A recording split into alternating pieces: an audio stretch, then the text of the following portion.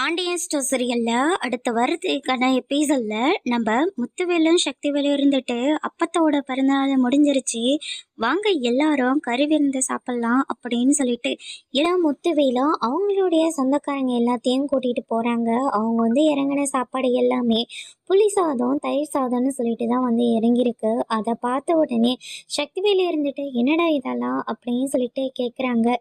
இதுக்கு தான் நீங்கள் இவ்வளோ பெருமையாக பேசிட்டு இருந்தீங்களா? எங்களை கூப்பிட்டு என்ன அசிங்கப்படுத்துறீங்களா அப்படின்னு சொல்லிட்டு வந்திருக்கிற சொந்தக்காரங்க எல்லாம் பயங்கரமாக பேசவும், ஊர் முன்னாடி என்ன அசிங்கப்படுத்துறியடா அப்படின்னு சொல்லிட்டு நம்ம முத்துவேல் இருந்துட்டு குமரவேலோட கன்னத்திலே பலார்னு ஒன்று விடுறாங்க. அதுக்கு அடுத்ததாக வந்தவங்க எல்லாம் திரும்ப போகும்போது நம்ம கதிர் இருந்துட்டு என் அப்பாவும் சாப்பாட்டுக்கு எல்லாம் ஏற்பாடு பண்ணியிருக்காங்க, தயவு செஞ்சு உங்களுக்கு எந்த பிரச்சனையும் இல்லைன்னா எல்லாரும் திருப்தியாக சாப்பிட்டுட்டு போங்க அப்படின்ற மாதிரி சொல்லிடுறாங்க.